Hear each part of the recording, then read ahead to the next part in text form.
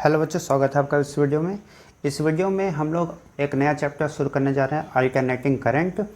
और हम लोग इस चैप्टर का जो PYQ है, जेईई मेन का PYQ, सभी जितने भी ईयर में पूछे गए हैं उन सभी का टॉपिक वाइज हम क्वेश्चन यहाँ पर करेंगे कंसेप्ट के साथ। पहले कंसेप्ट देखेंगे, फिर उसका एक्सप्लेनेशन और फिर आंसर। ठीक है, तो बारी बारी से हम लोग करते हैं। तो चले बिना टाइम बिताए हुए हम लोग शुरू कर लेते हैं। सो ये रहा स्क्रीन पे पहला क्वेश्चन कि एक अल्टरनेटिंग EMF है जिसका वैल्यू टाइम के साथ कुछ इस तरीके से बदल रहा है। ठीक है ना, और उसको अप्लाई किया गया है एक कैपेसिटर के अक्रॉस जिसका वैल्यू है 2 माइक्रोफैराड, जैसे कि आप देख सकते हैं। और उस कैपेसिटर से फिर पूछा गया है कि RMS करंट कितना फ्लो करेगा, मिली एम्पियर में आपको निकालना है। ठीक है, तो चलिए पहले देख लेते हैं कंसेप्ट क्या है। तो अगर हम बात करते हैं कंसेप्ट का, तो ये बताइए कि कैपेसिटिव सर्किट में हम करंट कैसे निकालते हैं। अगर करंट पूछे तो मैक्सिमम करंट की हम बात कर रहे हैं। तो मैक्सिमम करंट अगर आपको निकालने के लिए बोला जाए तो कैसे निकलेगा। तो मैक्सिमम करंट अगर निकालना है तो आप उसके लिए ओम्स लॉ अप्लाई कर लीजिए। कैसे अप्लाई करेंगे, तो I0 बराबर E0 अपॉन XC, यही होता है। अब ये बताइए XC क्या होता है, 1/ωc, जो कि कैपेसिटेंस के रेजिस्टेंस को बताएगा। ठीक है, तो ये यहाँ पर अगर वैल्यू इसका रख देते हैं 1/ωc, तो ये हमारा आंसर आ जाएगा E0ωc। सॉरी, ये आंसर नहीं आया, ये मैक्सिमम वैल्यू आया। ठीक है, अब मैक्सिमम वैल्यू हमें मिल गया, तो अब हमें निकालना है क्या, RMS वैल्यू। अब ये बताइए कि अगर मैक्सिमम वैल्यू मालूम है और आपको RMS वैल्यू निकालना है, तो आप क्या करिएगा, मैक्सिमम वैल्यू जो भी आया उसको डिवाइड बाय √2 कर दीजिए।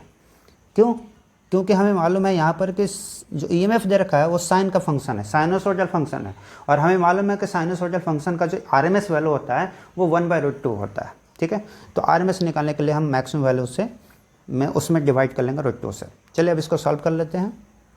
तो देखिए मैक्सिमम वैल्यू का हम वैल्यू रख लेते हैं। तो ये हो गया RMS, IRMS इक्वल हो जाएगा 1/√2 इंटू मैक्सिमम वैल्यू निकालते हैं। पहले मैक्सिमम वैल्यू हमारा हो गया E0 इंटू ωc। ठीक है, अच्छा, तो अब देखिए आगे 1/√2 इंटू E0 क्या है, E0 है मैक्सिमम वैल्यू। मैक्सिमम वैल्यू दे रखा है यहाँ पर कितना, 110√2 वैल्यू रख लेंगे, 110√2 गुने ओमेगा क्या है, साइन के आगे जो एंगल लिखा हुआ है वो कहलाता है फेज, और उसमें टाइम का जो कोफिशिएंट है वो कहलाता है angular frequency, that is omega. तो यहाँ पर हमें ओमेगा का वैल्यू दे रखा है 100, यहाँ रख लेंगे ओमेगा की जगह पर 100 इंटू सी क्या है, कैपेसिटेंस। कैपेसिटेंस ध्यान से देखिएगा, यहाँ पर दे रखा है माइक्रोफैराड में है, तो कितना, 2 माइक्रोफैराड। तो रख लेंगे 2 इंटू माइक्रो मतलब 10⁻⁻⁶। तो ये हमारा आ जाएगा इतना एम्पियर। ठीक है ना, क्योंकि हमने सारा का सारा वैल्यू SI यूनिट में रखा है। ठीक है, अब इसको सॉल्व कर लेते हैं। तो √2 से √2 कैंसिल हो जाएगा, और यहाँ से -6 और +3 मतलब -3, और ये 11 दूनी 22, तो 22 गुने 10 के पावर -3 एम्पियर। यानी कि अगर मिली एम्पियर में बात करें तो कितना आएगा, 22 मिली एम्पियर। तो चेक करते हैं ऑप्शन। तो यहाँ पर ऑप्शन तो नहीं है, आपको फिल करना है। तो यहाँ पर हमारा आंसर आ जाएगा 22 मिली एम्पियर। सो ये रहा पहला का आंसर। चलिए मूव करते हैं अगले क्वेश्चन पर। देखिए ये रहा स्क्रीन पर आपका दूसरा क्वेश्चन। इस क्वेश्चन में करंट दे रखा है, उसका एक्सप्रेशन दे रखा है, टाइम के साथ कैसे वेरी कर रहा है, और उसका निकालना है आपको RMS वैल्यू। याद करिए किसी भी फंक्शन का RMS वैल्यू निकालने का डेफिनेशन क्या होता है ना। कैसे निकालते थे, अगर हमें IRMS निकालना है किसी करंट का, तो क्या करते थे हम लोग, पहले I का स्क्वायर करते हैं, फिर उसका हम एवरेज वैल्यू निकालते थे, है कि नहीं, उसके स्क्वायर का एवरेज वैल्यू निकालते थे। तो यहाँ पर एवरेज वैल्यू I² का निकाल लिया डिवाइड बाय टाइम, और उस पूरे का हम फिर स्क्वायर रूट निकाल लेंगे। तो ये जो हमारा आया, दिस इज RMS वैल्यू। ठीक है, इसी फॉर्मूले को अप्लाई करेंगे और इसका वैल्यू हम कैलकुलेट करेंगे। तो चलिए करते हैं।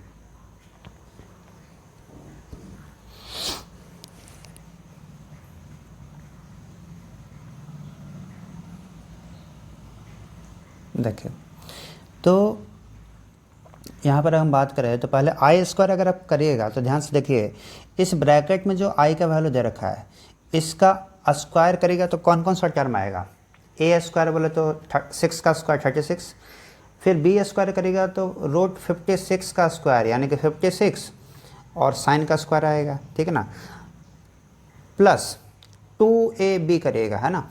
तो देखिएगा a प्लस बी का जब आप होल स्क्वायर करिएगा तो आपका आएगा आई स्क्वायर का वैल्यू क्या आएगा, इसमें आएगा 36 आएगा ए स्क्वायर, प्लस बी स्क्वायर में आपका आ जाएगा 56 इंटू साइन जो भी है उसका स्क्वायर, और यहाँ पर जो भी ब्रैकेट में लिखा वो सब का सब लिख लेंगे, ठीक है, प्लस 2ab, तो 2ab करेगा तो कितना आ जाएगा 2 into 6 12, 12 into root 56, 12 root 56 into sine जो भी ब्रैकेट में है वो लिख लेंगे। देखिए हम पूरा का पूरा लिख नहीं रहे हैं, क्यों, क्योंकि हमें मालूम है कि ये साइन का हमें एवरेज वैल्यू निकालना है, यहाँ पर साइन स्क्वायर का एवरेज वैल्यू निकालना है, तो हमें डायरेक्ट वैल्यू रखना है, उतना लिख करके टाइम पास नहीं करना है ना। तो चलिए देखिए आई स्क्वायर का हमें निकालना है एवरेज वैल्यू, है ना, इसका एवरेज वैल्यू निकालना है। तो बताइए क्या हो जाएगा, अगर कोई कांस्टेंट टर्म है तो कांस्टेंट टर्म का एवरेज वैल्यू क्या होगा, सेम वही नंबर होगा यानी कि 36 हो जाएगा। उसके बाद अगर हम बात करें यहाँ पर साइन स्क्वायर आ गया है, तो साइन स्क्वायर का एवरेज वैल्यू कितना होगा बताइए 1/2, तो 56/2 ये हो गया। अच्छा, प्लस ये हो जाएगा साइन है, यहाँ पर साइन का एवरेज वैल्यू कितना होगा 0, तो यहाँ पर प्लस 0, तो ये हमारा हो गया आई स्क्वायर का एवरेज वैल्यू। चलिए इसको जोड़ लेते हैं, तो ये 28 से कैंसिल हो जाएगा। अब ये जोड़ करके हमारा आ गया 64, तो आई स्क्वायर का हमें एवरेज वैल्यू मिल गया 64, लेकिन हमें एवरेज तो नहीं निकालना था, हमें निकालना था क्या आरएमएस वैल्यू। तो आरएमएस कैसे निकालते हैं, तो आई आरएमएस हमारा हो जाएगा इस आई स्क्वायर का जो एवरेज निकाले उसका स्क्वायर रूट, है ना, इसका मतलब कि स्क्वायर रूट ऑफ 64, हमारा आंसर आ जाएगा कितना 8, तो 8 एम्पियर हमारा आंसर हो गया। तो इस क्वेश्चन में जो ऑप्शन तो नहीं दे रखा है, तो यहाँ पर एम्पियर में पूछा गया, तो आंसर हो जाएगा हमारा 8, ठीक है। चलिए अब चलते हैं हम लोग अगले क्वेश्चन नंबर 3 की तरफ। तो ये रहा आपके स्क्रीन पे क्वेश्चन नंबर 3।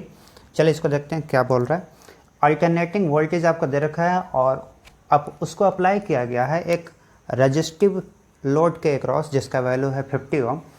पूछा गया है कि कितना समय लगेगा अगर उस सर्किट में करंट को हाफ ऑफ पीक वैल्यू से पीक वैल्यू तक पहुंचना है, तो वहां तक पहुंचने में कितना समय लगेगा। मतलब कि करंट को I0/2 से I0 पहुंचने में कितना समय लगेगा, इसमें हमें टाइम पूछा गया है, ठीक है। तो अब ये बताइए, ये क्वेश्चन तो बिल्कुल SHM का जैसा है, क्योंकि यहाँ पर देखिए, यहाँ पर जो वोल्टेज दे रखा है ये वोल्टेज साइनूसॉइडल है। हम मतलब वो याद करिए आप, SHM में क्या था, x बराबर a साइन ओमेगा t, इस टाइप का फंक्शन था। तो ये SHM ही तो है, डिस्प्लेसमेंट एम्पलीट्यूड दे रखा था, इसी के जैसा है। तो ये बताइए, आपको पूछा गया है कि यहाँ से, है ना, a/2 से a तक जाने में कितना समय लगेगा। तो इस टाइप का क्वेश्चन तो हम लोग SHM में कर रखे हैं, है ना। तो इस टाइप का क्वेश्चन करते कैसे थे, तो सबसे पहले अगर टाइम निकालना होता था तो टाइम निकालने के लिए सबसे पहले हम लोग फेज डिफरेंस निकालते थे, राइट। चलो मैं आपको याद दिलाता हूँ। ये हो गया हमारा लाइन, ये हो गया मीन पोजीशन, ये हो गया extreme position, left extreme right extreme. तो यहाँ पर फेज हो जाएगा π/2 और यहाँ पर कितना 3π/2, राइट। अच्छा, तो ये बताइए सबसे पहले ये 0 से कहाँ जाएगा, ये सबसे पहले 0 से जाएगा यहाँ पर I0/2 पर। तो I0/2 यानी कि वैल्यू 1/2 कब होगा, किस फेज पे, तो बताइए साइन का वैल्यू 1/2 कब होगा, कितने एंगल पे, साइन 30 बोले तो π/6, ठीक है, तो इस एंगल पे। और जब मैक्सिमम वैल्यू होगा तो उस वक्त फेज कितना हो रहा होगा 90 डिग्री, इस वक्त करंट हो जाएगा I0 मैक्सिमम वैल्यू। तो I0/2 से I0 पहुँचने में मतलब फेज का कितना चेंज आएगा, फेज का चेंज आएगा π/6 से π/2। मतलब बताइए फेज डिफरेंस कितना हुआ, तो 30 से बढ़कर 90 हो गया, मतलब 60 का फेज डिफरेंस है ना। तो ये बताइए फेज डिफरेंस आपको मालूम चल गया, फेज डिफरेंस कितना आ गया 90 डिग्री माइनस 30 डिग्री मतलब 60 डिग्री यानी कि π/3, है ना। तो ये हमारा फेज डिफरेंस आ गया।